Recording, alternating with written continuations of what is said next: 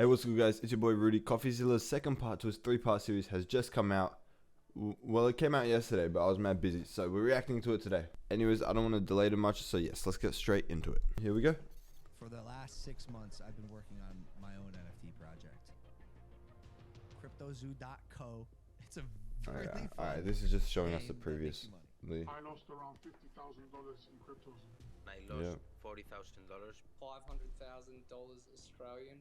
I'm telling you, it's just a picture. There's nothing I can do with it. Wait, you can't even hatch? No. Yeah.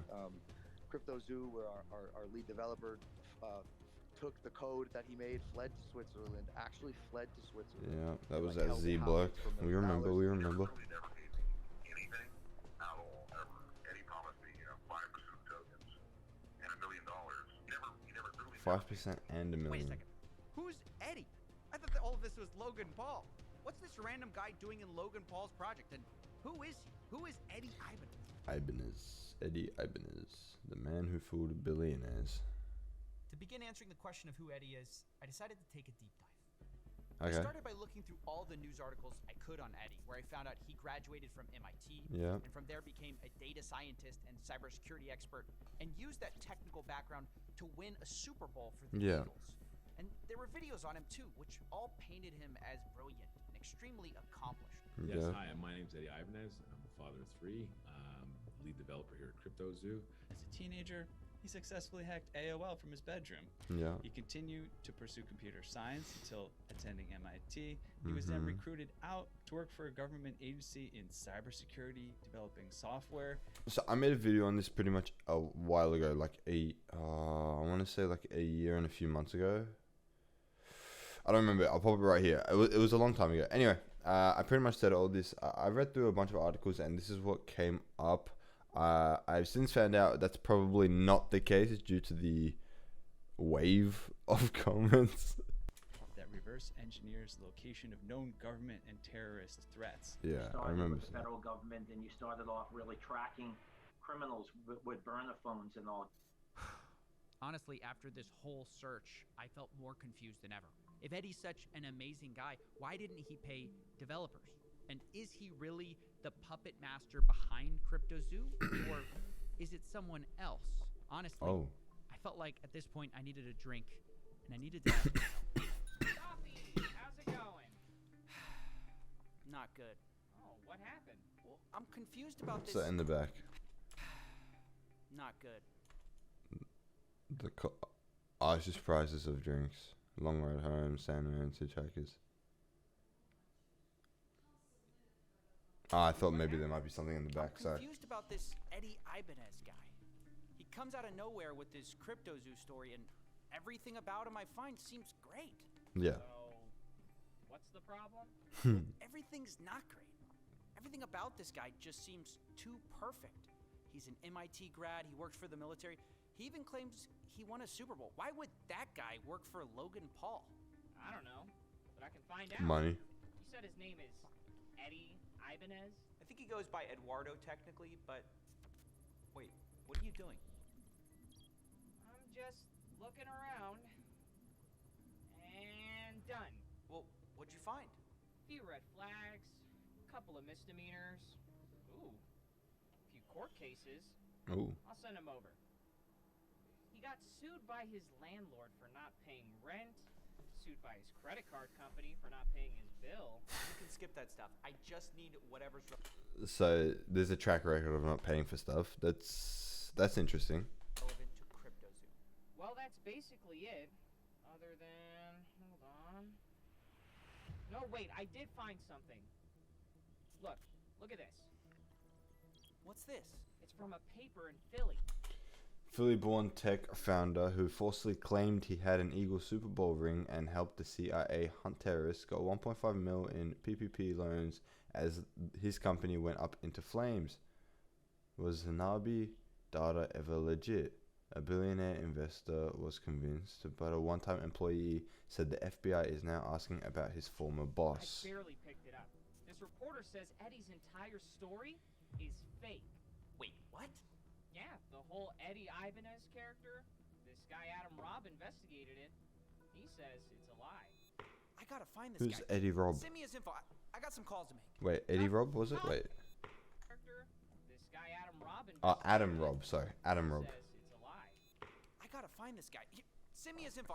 I got some calls to make. Yes. Coffee.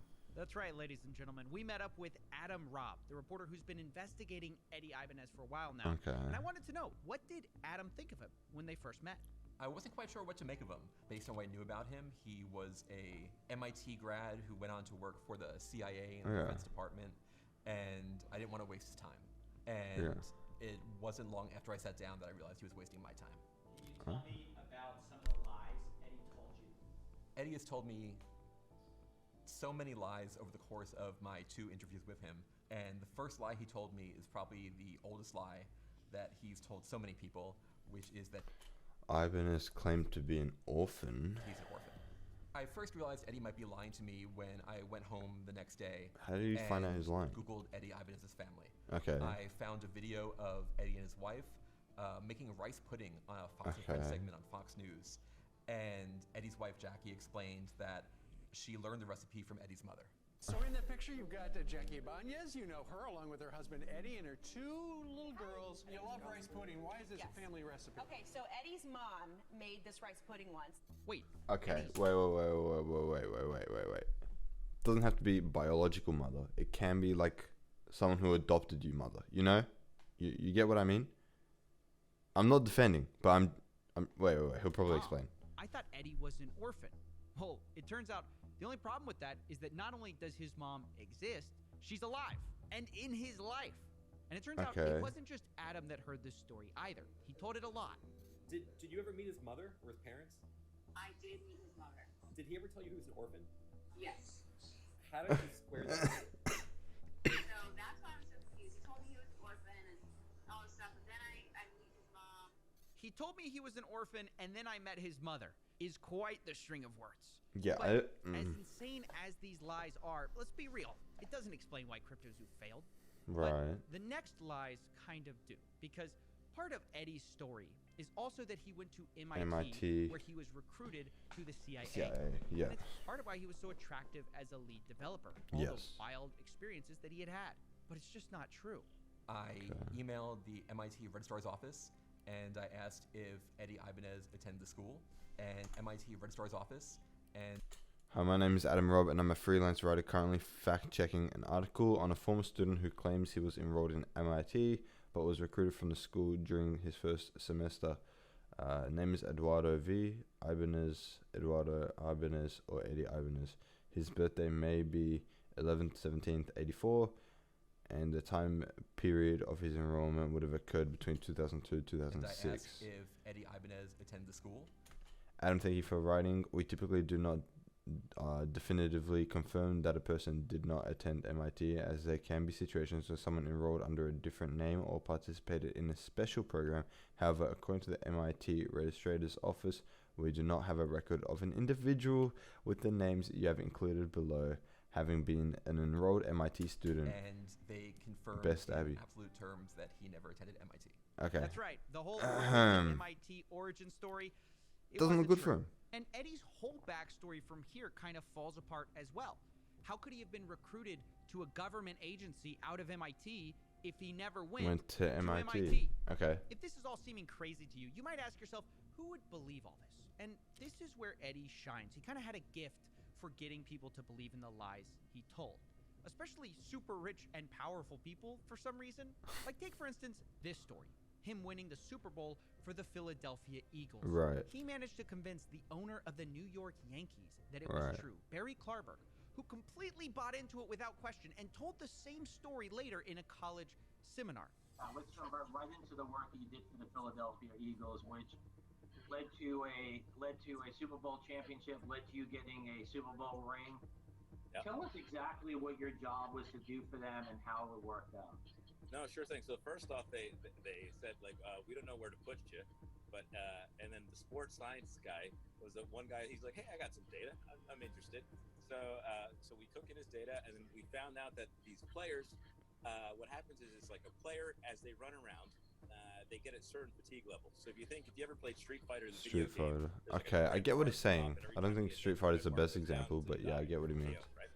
So then we're trying to figure out kind of what that is for a player, and on an injury level, right? There's an injury part that gets knocked down and that gets KO'd.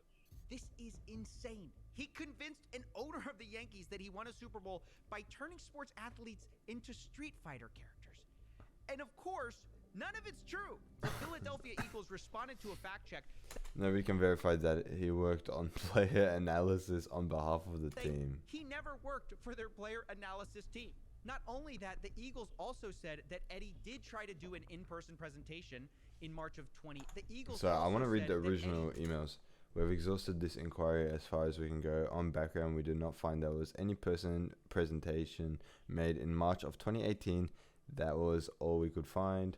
Those familiar with Mr. Ibanez recall that he was introduced to the team by the Dolphins. The fact that they can't say for certain should tell you all you need to know about the depth relationship. So we can't be more Did try to do of an help. in-person presentation in March of 2018, but that was already a month after the already won the Super Bowl. And also, they didn't hire him because, of course not. Meaning, there's no way this story is true. He's convinced people at the highest levels of sports that it is. And this is where we get back to CryptoZoo, of course, because it's how he got involved with that project. Remember Jeff Levin, Logan's manager, who we spoke to last time? Well, he also spoke to Adam Robb. And when he told him the reasons he liked Eddie, they sounded very familiar. And did he tell you, I guess, kind of like about like working with the NFL and that kind of stuff and the whole, like his time in the CIA and all that? He did. And it was interesting. It was like, this is wild, you know? Like, that's pretty cool. Did they fact check that? Once again, he's humble and he's not like ever bragging or anything like that. Wait, but he is bragging. He literally made it all up. The CIA, NFL stories aren't true. How could that not be bragging? But that's the impression Eddie gave off. But that's not all. Because Eddie didn't just use made-up stories to get in with the CryptoZoo team. He also used his other connections. His real millionaire and billionaire friends that he's managed to gain with all these fake stories. And some of them vouched for him. People like Chris Birch and Todd Morley. And what was the thing that kind of like sold you on Eddie? Was it the fact that like Chris and Todd and people like that kind of like have backed him in the past and like? I just think he's a down-to-earth, cool, humble guy. Okay. Who's been super successful. They're trying to. Well, obviously not.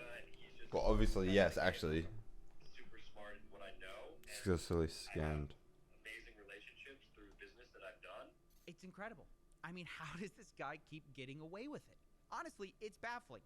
But I've got to say, up till now, everyone's been fooled sort of fair and square on the same grounds. But I found out CryptoZoo did have an advantage that could have saved them all this trouble the whole time. Oh. So a month before the launch of CryptoZoo, I got on the phone with Jeff Levin, Logan Paul's manager. Yeah. And after he spoke fondly of Eddie and his work, Oh no, don't tell me he confronted him knew. about some of Eddie's lies, including how he didn't work for the NFL.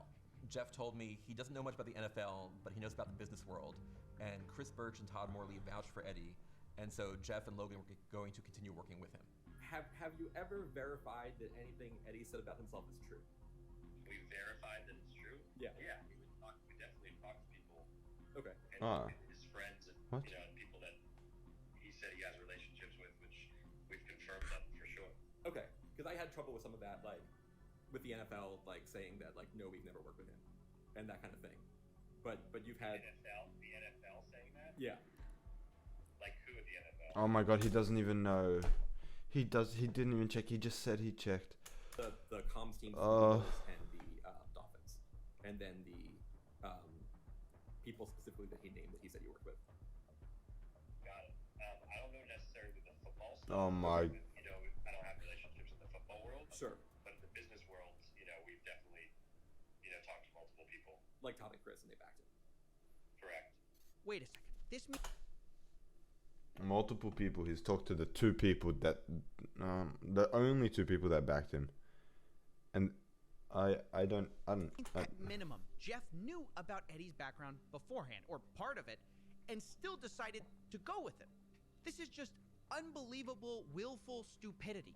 And since Jeff is Logan's manager, I assume him and the team should have known about this as well.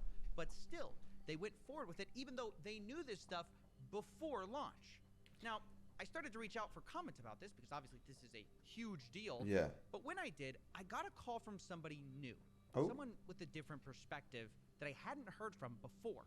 Jake, the Crypto King. Okay, I want everyone to be. I've actually talked to this bloke before. We did a Twitter space together, and like there was a few other people obviously, but he was one of the speakers there as well. Alright, I just want everyone to take whatever this guy says with a grain of salt, purely because, well, there's a few factors to it. When I was doing research on the bloke, I found out that he had sold a fake first edition booster box set. Like here you can see him holding Pokemon cards. I found out he actually sold a fake one, and then obviously he realized he got caught because they decided to open the box on live stream. So when they opened the box and they realized it was fake, he was kind of like panicking. He was like, oh no, I'll get you another box, blah blah blah. Different on that one than that one. That one's not a first edition pack. That's Wait, an what? issue. This is an unlimited pack. Oh no. Yeah, look, they're open. Yeah, no, that's a major f***ing issue. This is a resealed box. Oh my god, it's a resealed box. Alright, time to call the seller. Not even base set cards. Oh my god. This is a resealed box. Wow. I've also spoken to him a few times in conversation on DMs. I feel like he was heavily promoting CryptoZoo at the time, like heavily promoting it, right? He was doing much more than Logan was, but nobody really trusted him as much. He was a little bit dodgy. I know he had a lot of money in it as well. I feel like that's the reason. I feel like he was only promoting it to try get out of it. That's what I feel like was happening. I felt like he was promoting it so the coin price would go up and he would withdraw a little bit at a time. That's how it felt, at least. Obviously, nowadays, I don't really talk to him much. I think all he does is post Twitter engaging tweets, like those bait tweets, that engagement farming. Engagement farming. But no, for the most part, I'm pretty sure. Look, anything he says, just take with a grain of salt, because I don't 100% trust. It just isn't there for me. He's been involved with some of Logan's. Yeah, see, and even in this video, didn't he say like a Bulbasaur was worth 30 grand or something? It's simply not. Fantastic Bulbasaur. If it comes back at 10, based on your estimate. Of course. Gorgeous card. Thanks, Sam. No issues. Okay. How much? BGS, 10,000, 20,000 plus, maybe 30. In the past, like Pokemon, for example. He was called the Collectibles Guru a few years ago. Nowadays, he goes by Crypto King. Yeah. And he's an advisor for the CryptoZoo project. He was involved with the project? I thought he was just an investor. I didn't know he was actually involved with the project. Because, okay. Conspiracy board. But the question is, what did he have to say? I took a call with him, and he mostly wanted to talk off the record. But when I pressed him, he was willing to at least put one thing on the record for me. Okay. Right. One more thing about Eddie before we get off of him. We actually The biggest reason it failed, in my opinion. Okay. Because I don't want it to ever be thought that Logan's the reason it failed. Right. He's not. Logan wasn't smart enough for what he tried to build, and then when it was built and was failing, didn't have the ability to correct it and to save face and reputation. It was more convenient to pull out than to be associated with a failing project that the dev rocked. So I could put that one sentence on the record. Well, that is certainly emphatic. More convenient to pull out than it is to go through with it. That's not good. That's not a good attitude to have at all. You should have at least come clean or something. I don't know. I feel like a lot of people have a lot of money in it because of your promoting, and then you're just like, oh nah, it's not working. I'll just waddle off. You can't be doing that.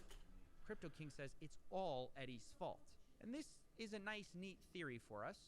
You know, Eddie ruined everything because, yeah, Eddie is a liar. But Eddie left.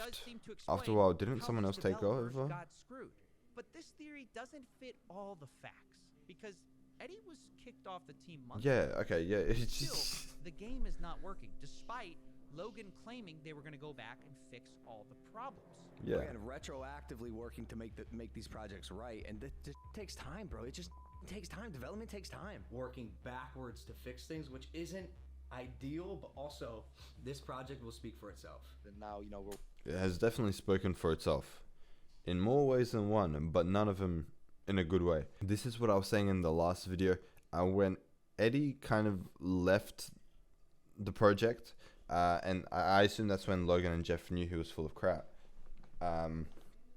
that's when I feel like Logan and Jeff both started doing damage control.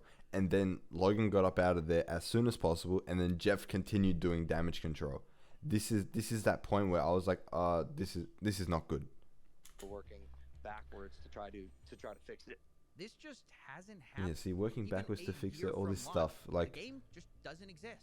What's worse is the newest dev team who came on after Eddie Yeah. just quit, and one of their reasons was they hadn't been paid. Paid, For over okay. a month. We know this because Logan's team is leakier than the Titanic, and someone told me that.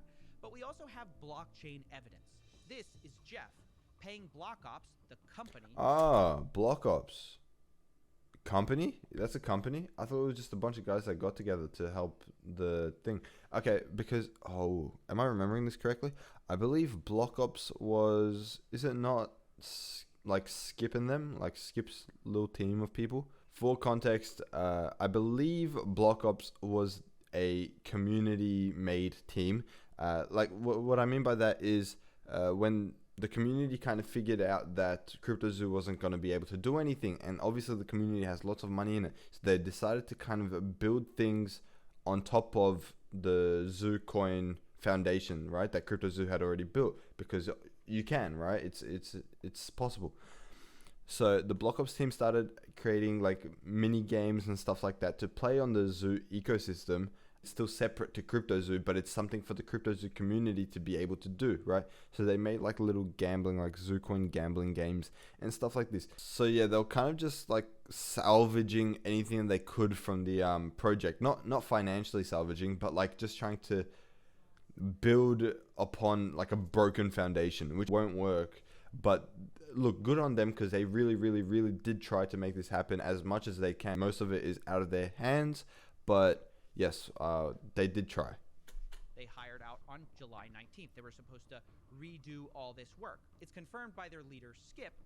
From Block Ops, yeah, Skip, okay. From Block Ops dev team, dear CryptoZoo community, we Block Ops were brought on as a new development team for CryptoZoo with the objective of rebuilding the ecosystem, including a maintainable smart contract infrastructure, revamped the app, and sustainable tokenomics. We begin development in the official capacity on July 19th when we received the first monthly payment.